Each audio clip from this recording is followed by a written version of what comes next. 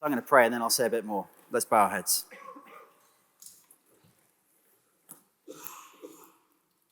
Heavenly Father, we thank you for the encouragement of being together.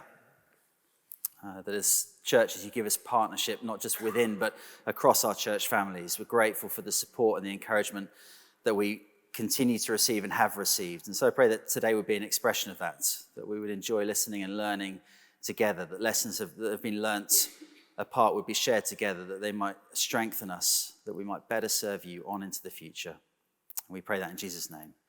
Amen. So like I say, really this is what it's going to be, just some lessons I think that I've learned, that we've learned, and actually that Andrew Latimer and Kev Murdoch have also learnt, because I thought, why not let's benefit from their experience as well. Andrew Latimer and Andrew Satch as well planted Grace Church Greenwich 8 years ago, so they were a year ahead of us. Kev, you guys, was it 13 years ago? 13 years ago, Euston Church went off. So these guys will pop up in a few minutes' time and share a couple of lessons from their experience as well. But I'll start us off and then close us off. And then afterwards, there may well be some time for questions. So if as we say things, you think, I'd love to know a little bit more about that, feel free to jot them down and then throw them at us all together in a few minutes. And don't worry, don't think to yourself, oh, this is going to be one of those sort of niche, only relevant to people involved in church plant sessions, as though church planting is some very kind of particular niche activity. It's not actually one of my sort of stated lessons, but I definitely think one of the key things any new church should do is concentrate hard on their ecclesiology right at the beginning of their life together. Often church plants, I think, as people think about what we're going to be as a church plant, people think hard about what's going to be different. How are we going to be different as a church? What's going to be new? What's going to be exciting? How will we be different to everyone else? At the expense of thinking, how are we going to be the same as everyone else? At least the same as everyone who's faithful to the gospel. What is our core ecclesiology going to be? At Crossway Stratford, we've got 4 core values. Lots of churches have their values. Intentionally, our 4 core values are a simple statement of what I think is a basic ecclesiology. And we did that because, like I say, we wanted to be focused on how we were the same, how we were biblical, really, first and foremost. So that as the years went on and we found ourselves in a different context with different opportunities, we had that core ecclesiology to go back to as a touchstone to guide us on our decision-making as we went forward. Which means, I hope, that this session won't feel niche or distinct and slightly irrelevant, but that these lessons will be really lessons that are true for a new church or an old church or wherever you're at. So let me give you what I think is the first big lesson that we've learned over our 7 years together. That being that the strength of your, and I'd love a better phrase than this, but the strength of your lay leadership is the strength of your church. The strength of your lay leadership is the strength of your church. Now, of course, the senior leadership or the paid staff leadership of the church will be absolutely essential to the life and health of the church. Okay, if the preaching and teaching ministry, if the overall leadership has a kind of rottenness to it, then it will be very hard, maybe impossible, to see that church going in a direction of health in the long term. But as we know, and this is, forgive me if this is teaching my granny to suck eggs, as we know from Ephesians 4, the gift of the pastor, teacher, and evangelist is not given as an end in itself. They are given to equip the saints for the work of ministry, which I think in Ephesians 4 is the speaking of the truth in love to one another, so that the whole body grows up into maturity and into the Lord Jesus Christ. Which means, therefore, that the maturity of a church family and the quality of the ministry will be equivalent to the level of equipping that has gone on across the whole.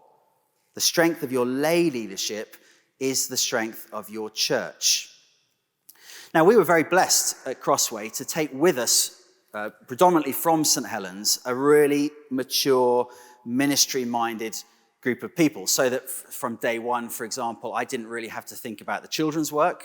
They were just people who were mature and able to take that on. We took a fantastic cohort of small group leaders that meant that, again, that kind of that depth across the ministry was already in place. But the moment I was most grateful for investment from the past and investment we had put into lay leaders And I suspect this was true of everyone. The moment I was most pleased to have it wasn't when we started. It was 3 years in when the pandemic hit. At that moment, I was hugely grateful to God for the strength of the lay leadership that we were blessed to have at Crossway. Because it meant at that moment when all of a sudden all the opportunities for connection kind of dried up. So on a Sunday, wonderfully when we're all gathered, you preach and then you've got an hour of mingling. You can have anywhere between sort of 3 and 10 conversations depending on the depth of those conversations. And similarly for us, because our small groups are centralized, Wednesday, Thursday evening, I can have 5, 10 conversations. When those opportunities for me personally dried up, it didn't mean that the ministry dried up, because we knew that there were plenty of godly men and women who were taking a keen interest in the lives of people across the church family, seeking to serve them and continue to help them walk with the Lord.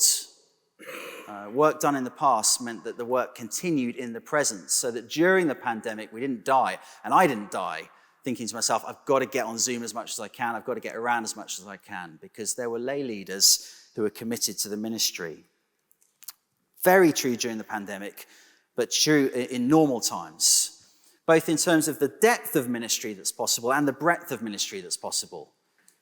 So for us at Crossway, our small group leaders are key to enabling real depth to take place, because it means that not only is the word preached on a Sunday or at a weekend away or something like that, we know it's kind of being put to work more deeply in and through the small group leaders. They will meet up with their small group members during the week and have a conversation that will take that ministry further into the lives of people. And of course, you multiply that out across all of the small groups, or all of the other ministries, the children's work, the youth work, the workplace ministry.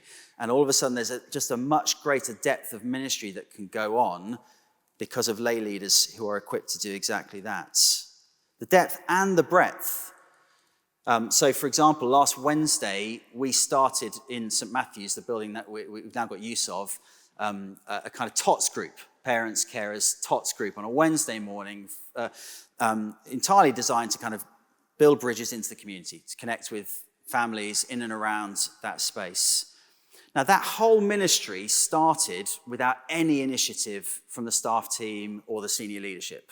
It all started because of 3 godly, mature women who had that space in their diary, who had kids, who thought, together we can make this start. Now, they liaised with us and chatted, but all of the initiative and all of the energy has come and continues to come from them, because people invested them in the past, such that they've got to a place where we can trust them to just get on with the ministry, and we trust that the Lord will use that to build bridges that we might share the gospel in time to come. It's kind of 2 Timothy 2:2 stuff, isn't it? Paul says, what you've heard from me in the presence of many witnesses, entrust to faithful men who will be able to teach others also. And that passing on ministry, that Ephesians 4 equipping ministry, is something that is constant work. Either because you end up sending people on, life takes them on to other places, or they get sent to other places, or because their ministry causes growth that means you always need more of that ministry. And so the lesson is not only do you need it, but that you need to keep always working at it.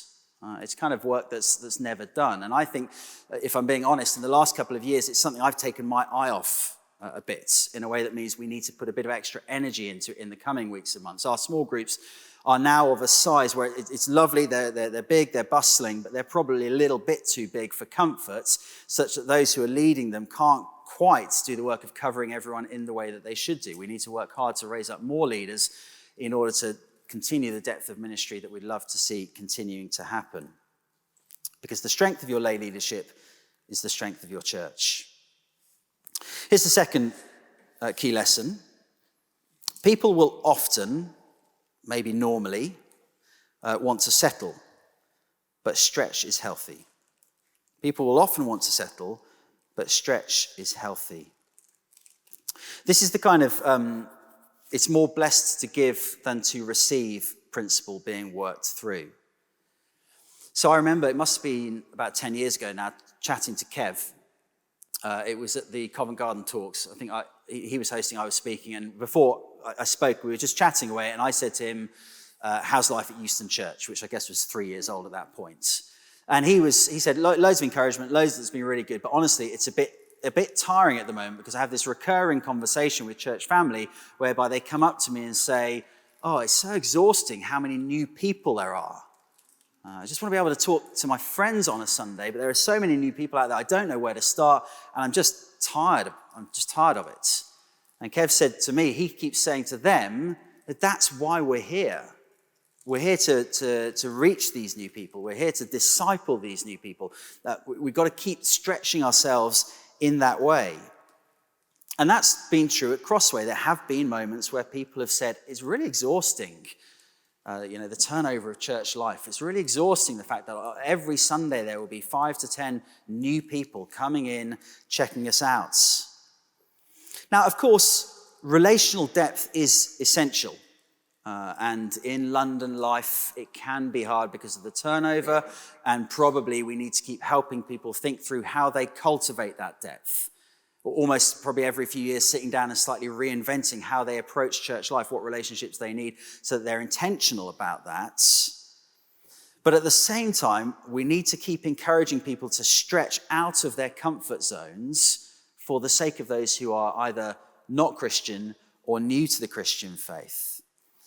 And my experience is that those who resist that opportunity, those who kind of end up getting a bit embittered and resistant to constantly welcoming newcomers, introducing them to their friends, all of those kind of things, my experience is that those who resist that slowly but surely find their way to the fringe of church life and just begin to wither a bit in their walk with the Lord and often need real help bringing back. Whereas those who embrace that, I don't know if Alan Bright's here, he said it might be. Alan Bright is an excellent example of this. Most Sundays, Alan will sidle up to me quietly by the door and just say, just remind me of the name of that person and that person and that person, because he met them 3 weeks ago and he wants to go up and say hi again. Anyway, lots of people like that. Those who embrace that are generally those who thrive in church life, because it's more blessed to give than to receive. It's true when it comes to welcoming new people. It's true when it comes to small group leadership. I have a kind of unwritten principle that says, when someone comes to me and says, Jamie, I'd really value a year off small group leading next year if possible, I will always say yes straight away. Always say yes, because I want people to feel no pressure and no unnecessary burden. But it does seem to me that those who step out of that kind of service, and again, we've had people do this, without either having a conscious kind of, I will re-engage in that kind of service a year from now unless something else stops me, or I'm going to fill my kind of opportunities for service with something else. Again, it tends to be that those people find themselves in a less than healthy spiritual state ongoingly. They take the stretch out of their Christian life, and what happens is they don't stay in the same place. They begin to shrivel in the Christian life. There are others at Crossway who say, I have a kind of, when it comes to small group leading, I have a default, sort of default commitment to leading small groups. When you ask us every year, will we lead again? I don't really think too hard about it. I just think this is where I serve and this is how I'm going to serve. And it's almost, you hear this right, it's almost selfish, the rationale they give for it. They say the reason I keep on doing it is because I know that leading a small group stretches me in ways that are really healthy and good for me. It keeps my nose in the Bible, keeps me reading it intentionally and carefully. And it forces me to get out there and serve my small group, because I know they're there and I know what my responsibility is, and I know that that's really good for me. In a sense, they're intentionally overcoming that natural instinct to want to settle, because they know that stretch is good for them. And I think that's been true not just at an individual level, as I've seen that worked out in the lives of people, but it's also true at a kind of organizational level. So, in case you're not up to speed with what's happened for us in the last couple of years, we have, I use different language depending on who I'm talking to, we've merged or taken over, depending on who I'm talking to, a little Anglican church just northeast of Stratford over the last 2 years, sort of progressively, and I'm now the vicar of it. And the way that we've been able to do that is that effectively, from a Crossway point of view, we started a second morning meeting in St Matthew's. And we said to the church family, we would love anyone for whom being at St Matthew's would be a really good missional fit. You know, if you live in that part of the world and have connections, we'd love you to go over there so that we can start this second morning meeting. Well, that's how we did it. That group went over, and now on Sunday mornings we've got 2 morning meetings with the preacher moving between the 2 places. Now, we took about 6 months to sort of talk that through with the church family. We had a couple of meetings where there was open time for questions. We put a vision document together and shared that idea more widely. And over that period of 6 months, I had a recurring conversation with people where they said, we're really nervous about this. We're not sure this is going to be good for us. This is going to pull us apart relationally. We're not going to see some of the people we know really well as often. Is this going to be good for us? And they weren't, you know, there was nothing wrong in their intent. It was, in some respects, well-motivated concern. But we said, no, we think this is going to be good for us because it's going to stretch us in a really healthy way. I would often say stretching is something you do before you get out and do something exciting and dynamic. And this is going to stretch us, but that's going to be good for us. And now, a year on from that, overwhelmingly, I don't know if I'm going to get nods from the Crossway crowd over there, but I think it's true to say overwhelmingly it has been a really, really good thing for us to have done. Because the 30 or 40 or so who went over to St Matthew's have had new opportunities for service. They've been able to welcome new people into church life who wouldn't have been able to otherwise. And the folk who stayed at School 21, our other venue, have had to step up in new ways in order to serve the meeting there. And new relationships have grown, new kind of areas of gifting have been grown in, and it's been fantastic generally for the church as we've grown in both spaces. It's been a really happy, healthy thing to do, but it did require courage for us and resolve to step out in that way. People will naturally, I think, and sometimes from good reasons, want to settle, but stretch is healthy. And so I do think it's important that church leadership thinks through how they can consistently insert opportunities for growth and stretch in the life of a church. To be looking for where there might be openings or where there might be opportunities, where a church might head in a way that means people are stretched so that they might grow. That's 2 from me. I'm going to ask Andrew Latimer to come up and share a couple for us as well. For those who don't know me, I'm Andrew Latimer and I'm at Grace Church Greenwich. And our history is that we began in 2015 and we were a partnership plant from 2 churches, this church and also St Peter's Barge, where I was.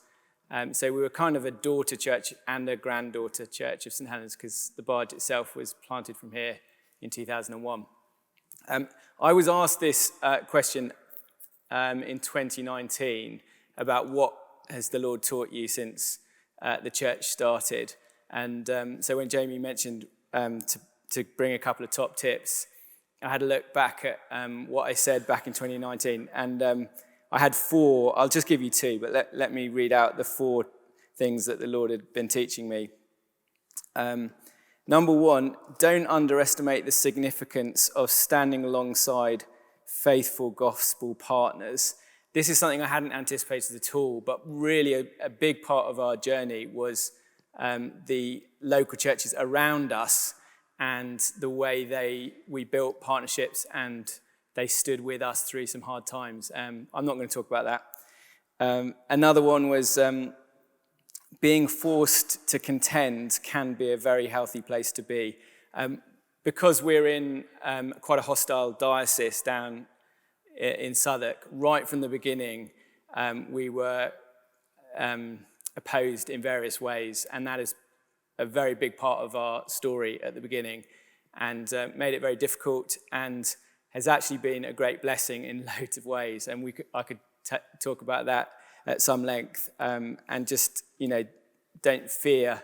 I mean, it's not persecution, but, hostility is very often the Lord's means for your good, and we had to learn that. But the 2 I'm going to concentrate on now are, number 3, plural eldership is a wonderful blessing. This has been something that I kind of knew was the case before Grace Church started. Probably like lots of us, I'd been in a bunch of Anglican churches. I think Anglicans are particularly bad at this. Their structures kind of force them into, one person leadership. And I'd been in a bunch of churches where you could kind of guess, because the minister had been there a while, that the church kind of reflected that particular person's strengths and weaknesses very closely. And so if the minister was very evangelistically minded, but quite brash, that whole culture, you could tell it just from the church, because that had kind of seeped down over the decades. Or if the preacher was prayerless, there was a kind of prayerlessness in the church and so on. And so it comes to my attention that, we need to do better. And so when the prospect of, starting Grace Church began, I desperately wanted to kind of have a plurality of eldership. I mean, this is what the New Testament just assumes. I jotted down some verses. Titus 1 verse 5, appoint elders, plural. Acts 14:23, when Paul and Barnabas had appointed elders. James 5:14 called the elders. It's not argued for particularly, it's just assumed. Jesus sent out mission teams in pairs, not on their own. We need plurality. And there's a whole bunch of reasons, I think, blessings that come from this. And one would be it balances people's weaknesses. Like I was saying, none of us are as mature in every area as we want to be, and we bring different gifts and weaknesses.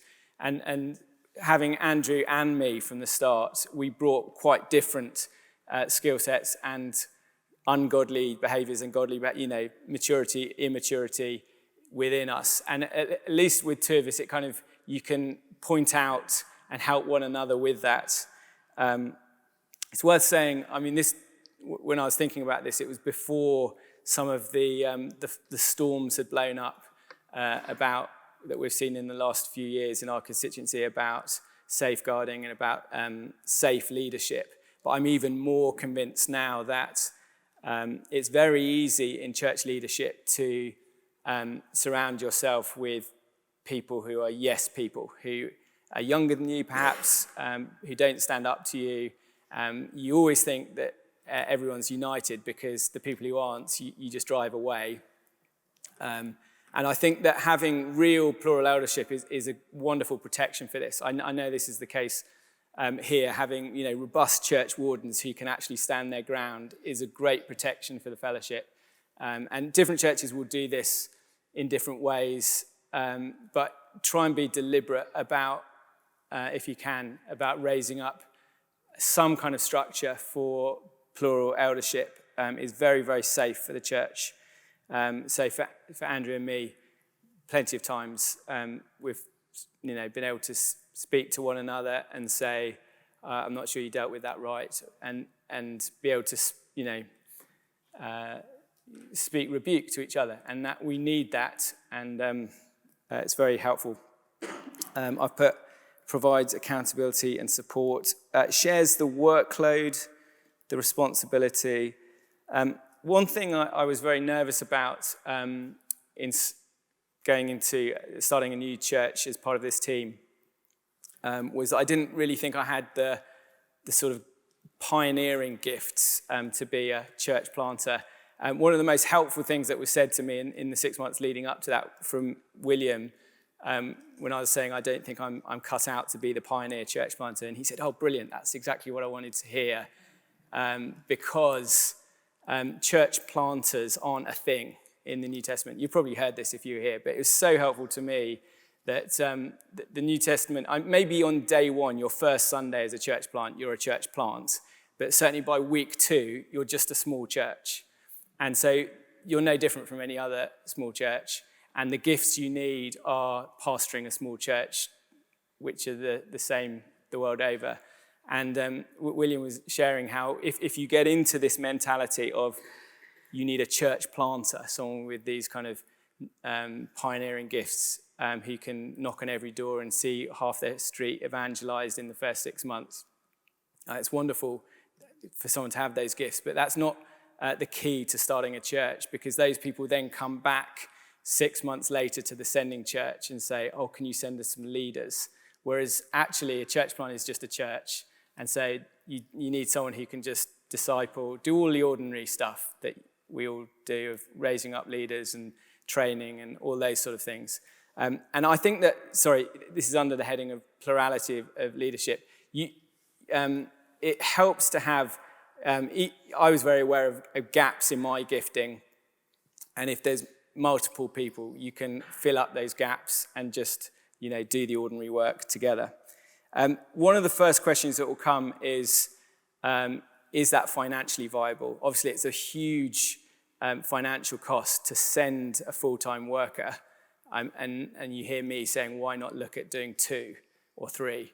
And I think that's a fair question. But I think there's ways around that. And different churches have done this in different ways. I know Kev was sent with a day of Charlie, something like that, a bit of Charlie's time. It was 100% of me and 1 day of Andrew when we started, and that shifted. And Jamie did it differently, the team over in Stratford. So there's different ways of doing it. But what we now do is we both have part-time jobs at Cornhill, and there's ways where you can make things financially viable. We only take 1 salary between us. There's ways you can make it work. It's worth thinking through different models for that. So that was that one. Think about plural eldership. The other one I was going to say is learning from what we didn't do rather than what we did do. Articulating the vision early can protect against disillusionment. One of the things when starting a new church is that it's very important how you pitch what you're about to do when you're trying to encourage people to join in the vision. I'm not proud of this, but I didn't really read church planting books beforehand. Jamie thankfully had, and he briefed me beforehand that one of the things is whatever you do, don't pitch it as, oh, you guys, you're part of a big church. It feels so anonymous sometimes. Do you want to be somewhere cozy? Come with us. If you pitch it like that, 2 years down the line, the DNA of the church, you've basically gathered all the people who want coziness and don't want to grow, and you've already set your destiny. And however you make that initial pitch, you don't like commuting across town, come to something local. Well, what have you done there? You've set your DNA as people who just like convenience. There you are. You know how that story is going to end, etc. So Jamie told me, whatever you do, pitch it hard as this is. There's a people to reach here if you want to come and join us on this mission, which is brilliant advice. What we did, we didn't have a particularly long run-in time. So a bit like Jamie was saying, I think they got their values from Philippians. We thought, well, what is true of every church? And we had 4 Sundays in August when we had lunches, and we thought 4 Sundays. We took that verse in Acts 2:42, devote yourselves to, and we took these 4 features of church, the apostles' teaching, the fellowship, breaking of bread, and prayer. And we basically, it was kind of settled people. We're going to be an ordinary church that does what people have done ever since Acts 2. You can, come on board and we'll be the real biblical church, which is good because that's what we wanted to be. One of the things we learned, and 18 months in, the most painful time for us as a church was 18 months in when quite a few of the launch team, the core families actually who came with us at the beginning, exited and went to a different ministry. And I think still, I was talking to my wife about this this morning, and I think, even whatever it is, 6.5 years on, it's still, she would say, a scar for her, and probably for me as well. It was very painful. And it was kind of investigating and reflecting on that we discovered this point about vision setting and the importance of it. Having said that, I think I've talked to various people who've been into church planting, and I've told the story of this, this exodus at 18 months, and they go, oh, 18 months, yeah, that happens, as though it's kind of pretty normal. So, yeah, I think it's not unusual that that's the length of time it takes before people realize that you're not the promised land, you're just another imperfect church like every other. And they, new churches attract disillusioned people who then get disillusioned. So there's a little bit of that. But what we discovered as a result of that experience is we could have helped ourselves by putting forward a distinctive vision. So not just, this is generically what all churches are called to, and then people fill in the gaps of what they want their church to be like. I think political parties do this, don't they? They try and say the absolute minimum, and they don't tell you their policies, and they just give you a fuzzy feeling, and then you kind of, think, well, they'll do this, and then they won't. That there's a danger that if you're not specific, people will just assume you're going to be like they want you to be, and then it's a huge disappointment when you're not. We discovered that actually that we did have a vision, and we just hadn't told anyone. So we were making decisions all the time. We're going to meet in this place, not this place. We're going to be near the transport links and the university, not out on the industrial estate. We are going to do small groups. We're going to invest a whole load of energy into small groups and training and being unashamed about that. We were making decisions all the time. We just hadn't told people what was driving our decisions. And so about 2 years in, we kind of just said, this is actually what we've been doing all this time, but we just didn't tell you. And we came up with two things. We're going to be an equipping church. I don't think anyone was surprised by that.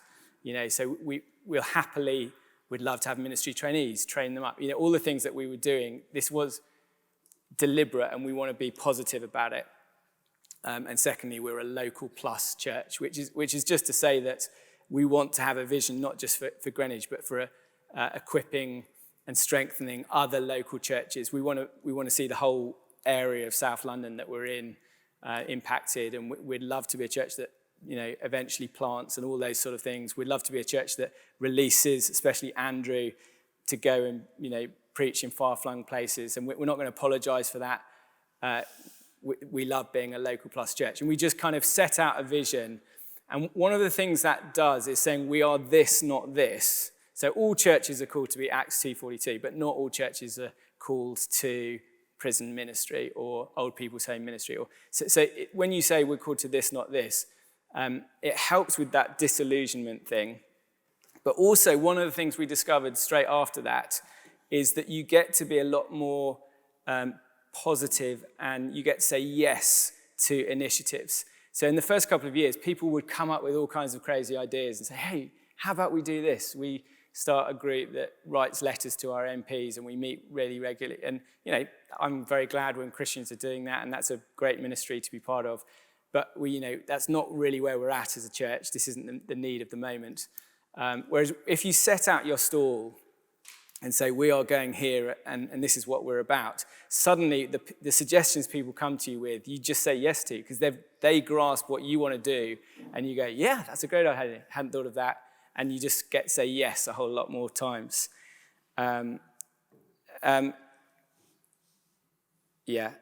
That's probably enough. Those two things, plural eldership, and I think articulating a particular vision, they're two things we learned. And I'm going to hand over to Kev. That echo all of that. I would have said all of those things before saying any of this stuff, so that was all much more thought through. Echo what Jamie said about you feel the need to be different when you're a plant. And Sam on our team was reminding me there's been quite a few things when we've thought, well, let's do this differently from the way that they did it at St. Helens.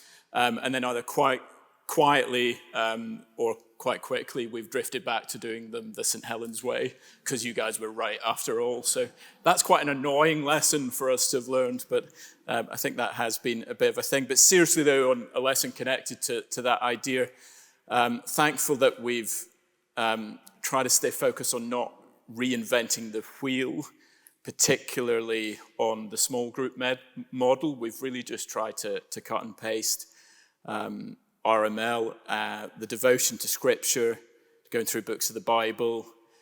It's tempting when you're in a plant situation and you get away from that hothouse. You get a few people saying, oh, it was all a bit intense, wasn't it? You know, all this stuff about slob groups. We call them leaders groups. That's one thing that we have done differently. We call them leaders groups. But I'm so glad that we've, in God's grace, not tried to dumb that down, because looking back over 13 years, you just see the maturing that has happened through those groups, the training of the non-paid leaders of the church who, as Jamie said, really are the health of the church. And people going away, loads of our people leave to go back to places all over the world, and they would tell you when they leave, the highlight of their time at Euston Church was the way they were taught and fed and looked after in the small groups, and that the thing that they go away in a good way demanding, really, as they think about where they're going to go next, and in some ways helping to pioneer in the places where they go, is that kind of model of small groups. So the lesson is, it's a labor, but it's so worth sticking with that small group structure, and that you know that already. I think the other thing I was just reflecting on was just, you make plans and I'm not a great sort of strategizer at all, and thankfully what you find is even where you do make plans, the Lord leads in the detail. So things about us having to move venues that were outside of our control have always actually shifted us closer to the center of gravity of where the students actually are in the Bloomsbury area. Starting another service. The reason we started a morning service was because a couple told me they were pregnant, and I thought, wow, we better start another service, otherwise they'll leave. The 3 p.m. service we started because of COVID, and we had to because of keeping the numbers smaller. That service is now a thing, still thriving in its own right. It would have probably taken me 5 years for the penny to drop that we should have done that. So all that's by way of saying, don't bother planning, but don't panic. It helps me not to panic when things take an unexpected turn, because it's certainly not Kev's strategy or planning that has led the church. His grace has led us safe thus far. That's been our story.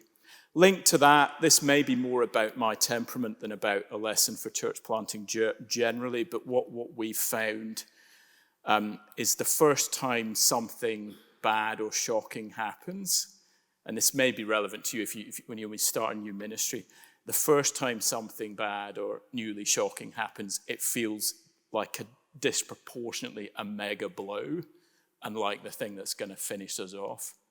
So the first time you get reported by the university for being hate preachers, or the venue doesn't work out, or someone leaves grumpily, or a young adult dies, or a young child dies, or various of the other pastoral shocks. We've had a couple of things, to be honest, blow up just in the last few months that have been real shockers and really affected me.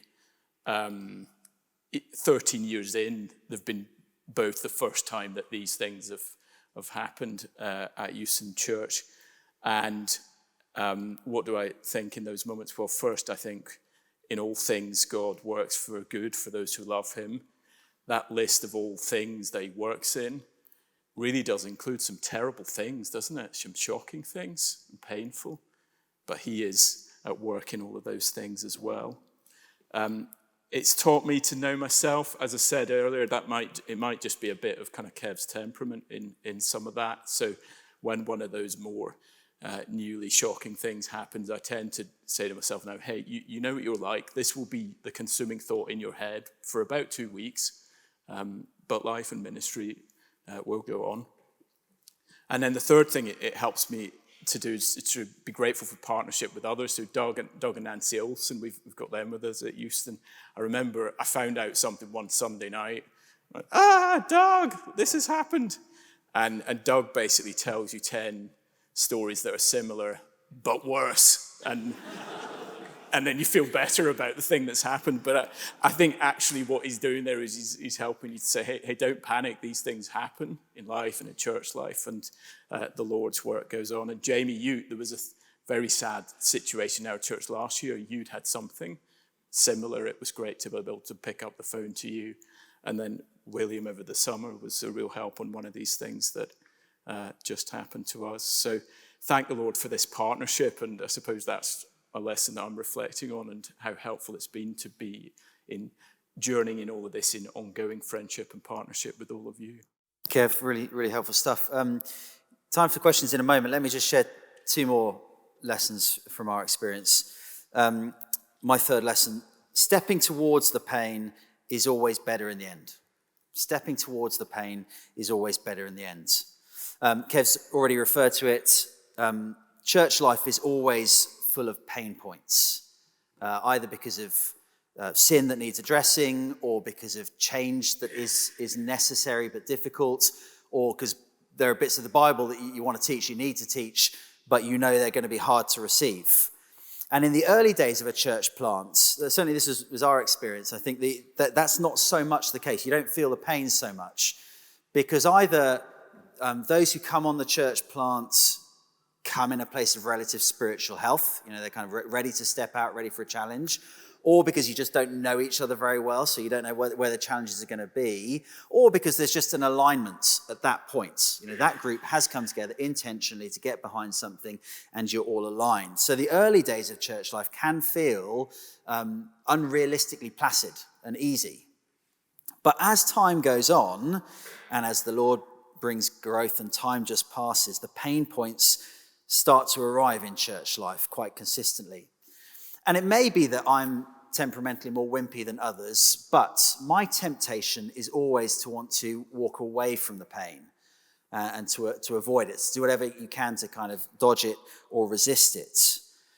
But the lessons I've learned, sometimes painfully, is that if you avoid the pain for too long, it doesn't go away, it just gets worse. And that stepping towards the pain carefully, prayerfully, and sensitively always works out for the better. Now, that's true pastorally. I think, for example, of a case right now going on live in our church family of someone who has been struggling with sin for quite a long time, quite sort of serious behind-the-scenes sin. But it's only really recently, in the last few months, that a team of godly people have got alongside this person and have started to speak pretty earnestly with them about their sin and the consequences, started to talk about church discipline and those kind of things, stepping towards the pain. And now that individual is showing real progress in that battle with sin and towards consistent, ongoing godliness. Pastorally, to step towards the pain has been really good for that person. And it may be that in the past we've slightly kind of just dodged the question or just left it simmering away on the sides. Now, that's not to say that the stepping towards the pastoral pain always ends happily. There have been at least 2 examples I can think of where stepping towards the pastoral pain has ended, in a sense, unhappily, with that person walking away from church and even away from the Lord. But even that situation, I think the New Testament would say, is better than it simmering away unchallenged. There's a clarity for that person, all of a sudden, as to where they stand with the Lord that perhaps they didn't have when it wasn't being addressed. And there's a clarity for the church family as well. 1 Corinthians 5 tells us that the sin will spread if left unaddressed. So we've learned, like I say, sometimes the hard way, that stepping towards the pain pastorally is always better, even though it is often painful in the short term. And I think it's true, not just pastorally on an individual level, but pastorally on an overall kind of church teaching level as well. So I think we have been a bit more conscious about this as a church family in trying to step towards either the issues or the bits of the Bible that are harder to hear and harder to receive. So actually just last week, Wednesday and Thursday night in our small groups, we paused our Bible studies in 1 Peter before we got to 1 Peter 3 and did a session on men and women and their relationships in the church, the biblical view of a complementarian view of men and women. Earlier in the year, we taught through 2 Timothy, and just before Christmas, taught through Jude, so that we could kind of look straight in the eye the issue of false teaching, for obvious reasons, in the Church of England, but because we wanted to address it directly with the church family in ways that were painful for some to hear and some to grapple with. We tried to teach on identity and sexuality, or more complicated theological issues like God's sovereignty. And sometimes we've done that by being a bit more topical in our teaching in different settings, more often than not, simply because it's coming up in the Bible. We're teaching through a bit of the Bible and it's coming towards us and we see it coming, and rather than dodge it, we try to teach it. The experience I have had is that often I will lose sleep before those sessions teaching, but always I will sleep better afterwards, and consistently people are grateful for that. The sheep love to hear the voice of the shepherds. And not always the sheep who instantly agree with what's being said, but this week, on the back of those teaching sessions on Wednesday and Thursday, I got an email yesterday from someone saying, I'm not sure I agree with your position, but thank you so much for raising it and teaching us about it and talking through it and for the way that you did it. Could we meet for coffee so that we could have a conversation about what you said? Now, that person, I think, is genuinely grateful that we want to open the Bible and grapple with the issue rather than resist the pain and step away from it. And again, the experience is that when you don't step towards the pain, when you don't address the difficult issues, it doesn't leave the church in a state of general peace in a way that carries on. Rather, what happens is you're just leaving a time bomb that's ticking away. And so our experience has, for better and worse, been that stepping towards the pain is always better in the end. And here's my final lesson before I open up for some questions and get the guys back up here. And this echoes something Kev said a minute ago, really. Praying and planning are really important, but the Lord will normally surprise you in the direction he takes you. Praying and planning are really important, but the Lord will normally surprise you in the direction that he takes you. Now, that is actually true in my personal experience of planting Crossway Stratford. If you'd have asked me 10 years ago, would you be involved in leading a church plant to East London, I'd have said no, not in a million years. So the Lord took me and Susie on a surprising personal direction in that respect. But it's also been true in the direction that we've gone as Crossway Stratfords. So the two examples that spring to mind are that when we planted, actually because of Kev's lesson of starting a morning meeting, you guys started early evening and then later started morning. I thought what we'll do is we'll start morning first and try and get that established, and then we'll start an evening meeting a year later. And because at that point I was involved in overseeing the Sunday evening ministry here, and I thought London life means lots of young people want to come to Sunday evening ministries, I thought the Sunday morning will start small, and then a year in, the evening will be the bigger thing. And actually the way that it's worked out is the total opposite has been the case. Our Sunday morning meetings started and grew quickly. People were excited about getting involved, so they came over quickly and early and ploughed into that. And that's always been really where the energy of the church life has been. And our Sunday evening ministry is good. It's a health point for lots of people, but it's been the smaller of the meetings that we've had in our day. And that was a surprise to me. Wasn't what we planned, but it is what the Lord's done. And it's been a really excellent thing that I think is probably actually a better fit for where we are in our part of the world, where there isn't quite that same sort of young people out across the weekend coming in on a Sunday evening with energy. People are a bit more settled. Sunday morning is a bit more of a thing for them, and it's a better fit for our part of the world. That was the Lord's doing, nothing to do with my thinking or our planning. And then the second thing would be this St. Matthew's church merge that's gone on over the course of the last couple of years. We were just coming out of the pandemic, thinking to ourselves, we haven't, I think, at this point got the resource or the energy to do something big like planting a church. If you'd asked us when we started where we might be 5 years in, we might have thought about that, but we weren't in that place. Didn't really know what to do next by way of inserting a bit of change and a bit of opportunity. And then out of nowhere, really, the Lord prompted the diocese to approach us with this small, almost dead, run-down little church building on the edge of Stratford, which is where we'd never have thought of doing something. You know, if we'd sat down as a leadership with a map and our people and gone, what should we do? We'd have never said, well, why don't we start something in that building, in that place? There's not a lot that's very strategic about St. Matthew's where it finds itself. But the Lord put that opportunity in front of us, and we prayerfully, carefully, and in discussion decided to go forward with it. And in God's plans and providence, it's been a wonderful, wonderful blessing for us. For all the reasons that I said earlier in terms of the stretch that it's created in ways that's been really good for the people who were already there, but also because wonderfully it's opened a fantastic new door for us as a church family into the community. And the Sunday morning meeting has already doubled in size because of new people just coming in and receiving a really good and really warm welcome. Like I say, I don't think we had the energy to do a whole new church plant. And so what the Lord did was provide us with the opportunity to do something a little bit kind of halfway in between. We'd never have dreamed that up, but he put it in front of us, and it's been a wonderful thing.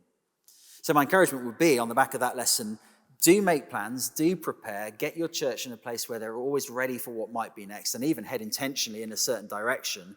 But as you do that, be open to what the Lord might do, because he loves to surprise in ways that mean in the end, he gets the glory for the idea rather than the church and its leadership. Great. I'm going to ask Kev and Andrew to come back up because I think, William, we've got a few minutes for questions. Is that right? In terms of eldership, how plural is what can you say? As it is 2 optimal, it's 5 good, it's a lot of resonance number, leaders, similar, this kind of It kind of depends how you think eldership functions in a church. I guess I was using it as a sort of, in a planting situation, who are you starting with, who are going to take a lead and make decisions early before, sometimes you don't even know the rest of the congregation that well. I think it would, I don't have an answer really, but it would differ in your context and who you've got available. We did have I know I've talked to Jamie about this, and they have an eldership with lay and clergy, and we've considered that, and we've even thought about talked to a very keen Christian in congregation and said, would you like to join? And we could have a little eldership body, and he said no, because it wouldn't really, the asymmetry in terms of theological training would mean that it wouldn't work on the ground the way it would look, so it hasn't taken effect, but it might do one day. Yeah. I think we've got different levels of eldership without having a group that we call it eldership. So the team leaders is probably the smallest group. There's 5 of us. That's probably, we probably make the most decisions in that group.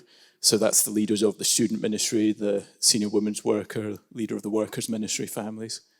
Then the most important group, I think, is the senior leaders in the small groups, who are the mini shepherds of the flock. So they're functionally our elders, even though we don't call them big E elders, but we try to treat them like proper elders. So, for example, Ed gathered them for their termly meeting the other week, and I went along and had a few minutes just talking to them about some of the things we were thinking about, potential changes, things that are maybe coming up. And what am I doing there? I'm almost deliberately leaking things out to them because I want them to talk to other people about these things and see what others think, but also to get their immediate input. And if there's things that they think you're mad, well, they're the ones who are pastoring the flock, so I really want to listen to that. Yeah, worth saying there's a genuine discussion about what is eldership, who should be elders, and at Crossway, we have used the title to talk about the group of men who take sort of ultimate responsibility for the leadership of the church. Sometimes I think we've used the title too narrowly, because I agree with much of what Kev said, and I've sometimes regretted it, because those who have a very tight view of eldership have placed an over-heavy sense of responsibility on that group. But the reason we've done that is I think there is also at the same time value of the church being able to look and say we recognise who the buck stops with, who's taking responsibility for the overall leadership of this. So that's why we've used that title. And in terms of the number of people in that position, at the moment we've got 6 people, 6 men doing that, 3 are on the staff, 3 not. I'd be open to expanding that slightly, but after a while, I think, decision by committee is a pretty painful thing. So if you open it to too many people, you end up just going round and round and having discussions endlessly. So I think there is something in having a smaller group who meet and talk about overall direction with lots of input from others with senior leadership roles. Yeah. Thank you. Tim. Are there any lessons in church planting that you heard before you started that you are glad you didn't take on board or that you found not to be true?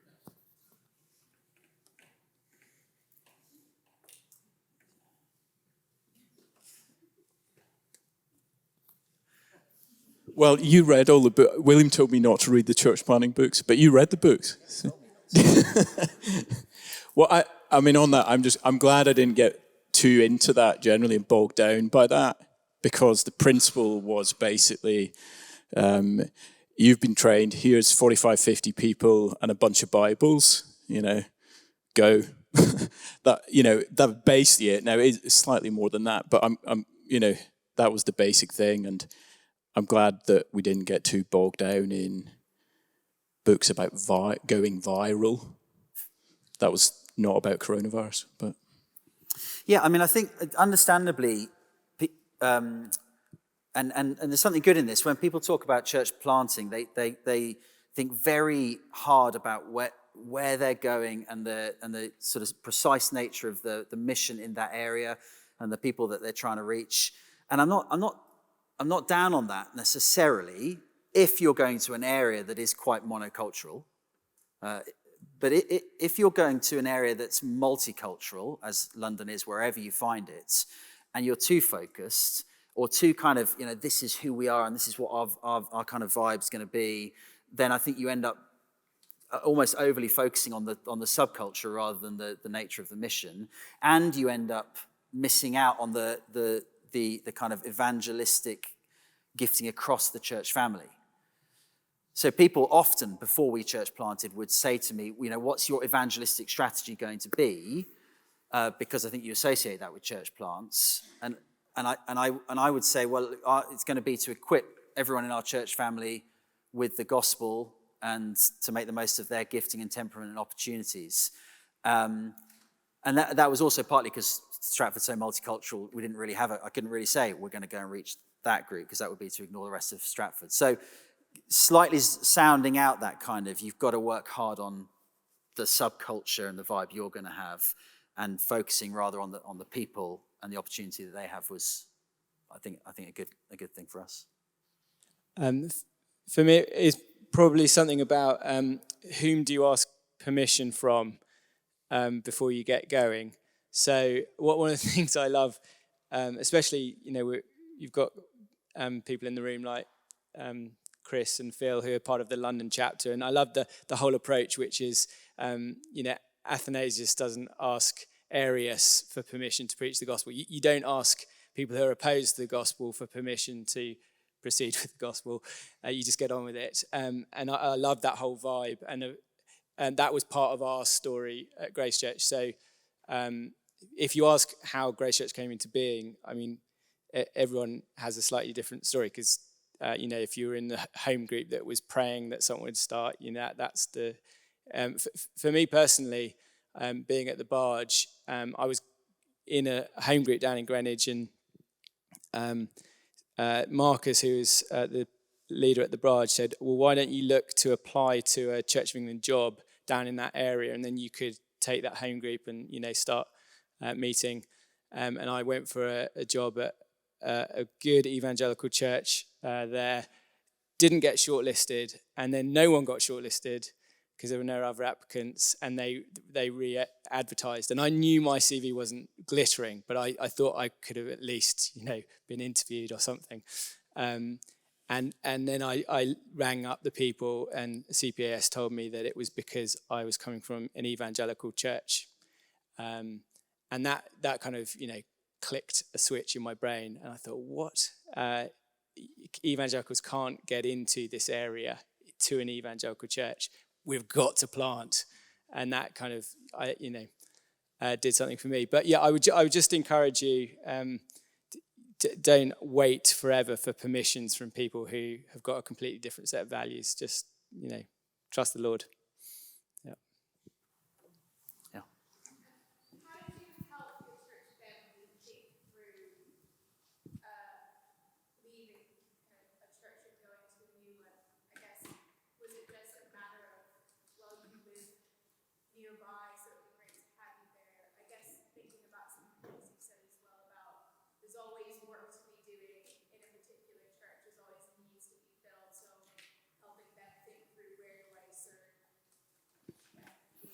I remember, Kev, I'm going to come to you first. I don't remember any of these things that you say I said. Yeah, well, I do, so here we are. I remember when we were about to plant Crossway, you saying to me, talking to everyone who wants to come on or might want to come on the church plant feels like asking 100 people out on a first date every time you sit down with them, and I share that experience. Because most of them say no. Because they say no, yeah. I don't know. I can't remember. 13 years ago. So partly that. The thing I do remember is, at the end of the day, most of the people who actually came had some sort of ministry connection with me in the first place, which says, the people want to know and trust the leader. I think it was, St Helens were kind. They let me do plugs and all the services, but the reality was most people were going, "Who are you?" And in our case, it wasn't about geography or things. It was actually really wonderfully, a disproportionate number of our planting team had become Christians at university and therefore were really fired up about student days as an exciting opportunity for the gospel. And it's so exciting to see those people now 10, 15 years later with their own families. But the reason they came was because they knew how important student ministry is. Our history is slightly different. We had a river between the sending church, certainly for us at the Barge and Greenwich, so it was the opposite. It was an arranged marriage, and it meant that lots of people would have loved to have stayed at the Barge, but they basically couldn't argue. They knew which side of the river they lived, and they had to come. So there was that. A related thing for us, though, was that being a church that started from a partnership between two churches, I think is brilliant. And I'd love to encourage that if you get the opportunity. It's good for a whole bunch of reasons. One is that you don't carry the sending church's culture unthinkingly. So on every question, you think, well, they did it like this, they did it like this, what are we going to do?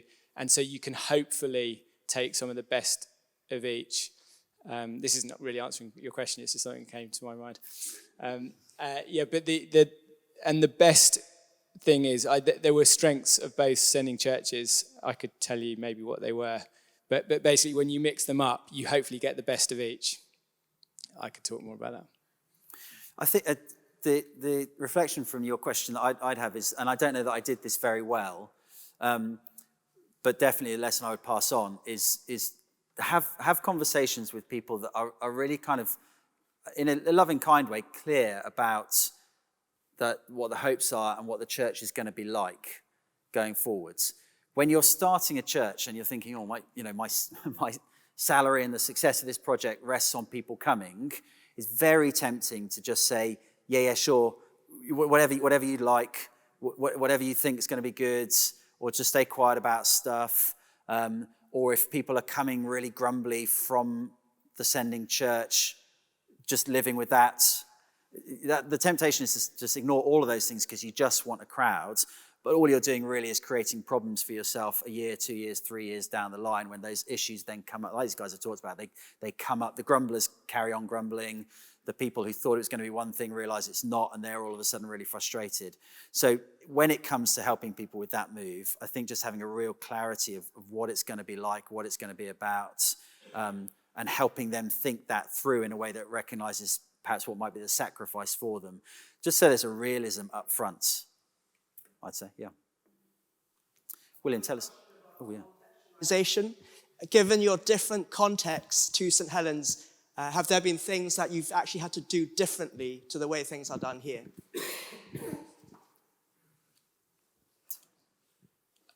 I'm not a great model. I mean, Kev was saying, one of you was saying, they looked the same to me, that, it's not all about getting to know the area and pinpointing. Some people were brilliant at that. That's certainly not what Andrew and I did. We were more of a franchise. We just carried on what we were doing. One thing that probably is slightly different is for us, the place of children in the service. It just happens when you go from large to small. You have to kind of do things slightly differently and more informally, and that gives opportunities for a children's slot and things like that, which we hadn't done. Maybe that was the only thing we thought about. Most of it addressing in terms of any differences. So, the vibe in the student area with mainly 20-somethings, that's going to feel slightly different from the city, I suppose. Some of the songs might be slightly different. But all of that, I'd say window dressing. One thing maybe, we've got, our area is the hub of student activity in London, but because of the train stations, it's also quite a hub of marginalised people as well. So we cultivated a link with London City Mission and have an outreach among the marginalised community, but that's just because of our location. I don't think that's a kind of theological difference from St Helens. Yeah, I mean, sort of yes and no. We didn't consciously set out to be massively culturally different, partly because, like I say, the number of subcultures in Stratford are so many and various that if we'd gone in one direction, we'd have excluded another.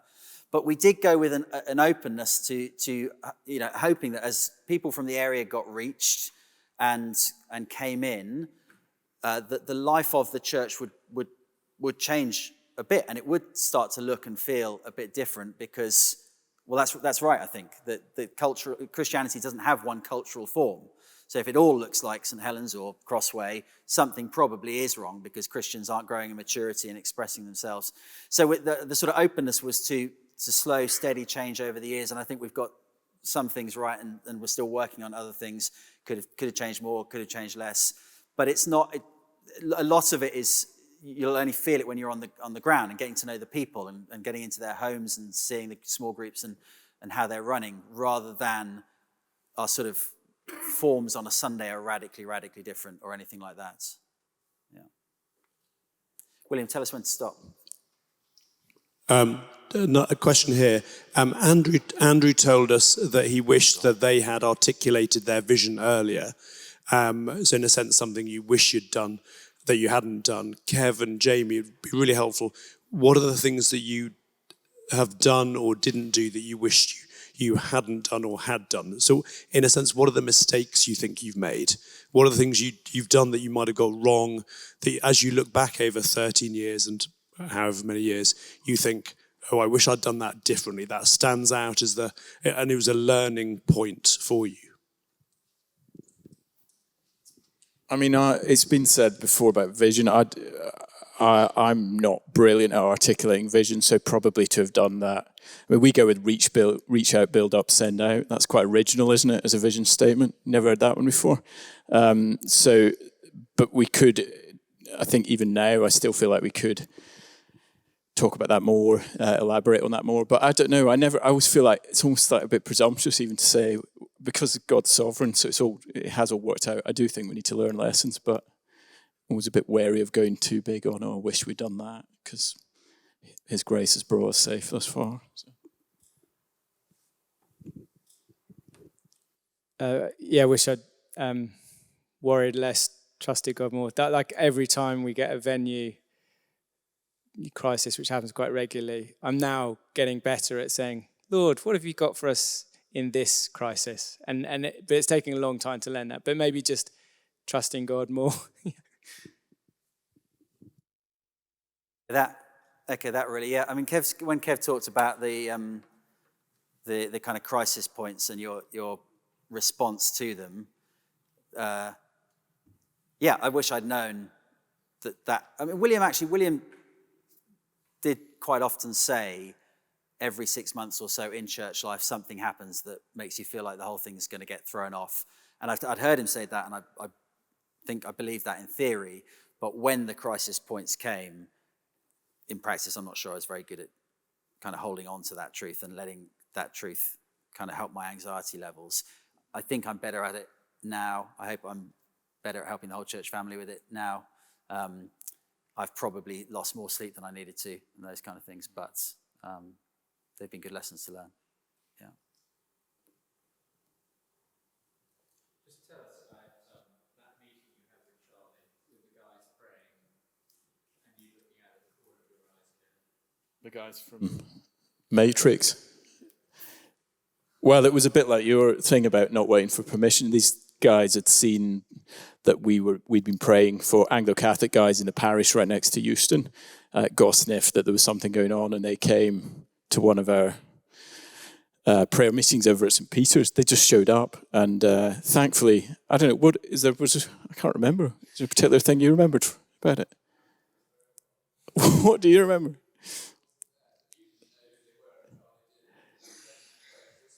Oh, yeah, that's right. And anyway, it was, that was fine. They wanted us not to come onto their particular patch, which is quite sad, isn't it? In contrast to them, we had the trustees of our building at Christ the King. It's still such a miracle. The building that we're in is basically in the campus of UCL, and the trustees of this group had this building mothballed for about 30 years, right next to UCL, nothing going on. And the first time Charlie went to meet them and came back and spoke to me, we said, this is weird. They'll never let us in. It's never going to happen. And the chairman of the trustees, they were having a meeting where they were going, should we let Euston Church come or not? And the chairman said to the other trustees, we've got this building sitting here right next to all the students. These guys want to preach the gospel. We'll be accountable before the Lord, I think, if we don't let them come in here. So, just amazing things that the Lord's done. It's all of him, as you said. None of that. I wasn't even praying about that building. I didn't want it. It was really big and weird, but in the Lord's grace. Thank you very much. We're going to stop. Kev, do you want to lead us in prayer just to close? Lord, what a privilege for all the ways that all of us can look back and see your sovereign hand in the ministries that you've given us. Just this amazing privilege of being involved with. We often just feel like we're just watching the growth, just witnesses of it, and it's such an amazing privilege, Lord. Thank you for all that you're doing in this city and beyond. Thank you for the global impact of the ministry that's gone on through this church and through the different plants. And Lord, keep us on our knees every day, because every day is a day when we should feel weak before you. Pray that you'll keep us dependent. When the tough things come in all of our ministries, Lord, the shocks, do pray that we'll lean into you and almost lean into that weakness, embracing those moments as a time when we can trust you and know that you'll be at work. And Lord, we pray for the next phase for all of these plants and for many more to come. Lord, pray that you'll raise many more faithful works across this city, and that the reach of them would be global too and would have a reach into eternity. Amen.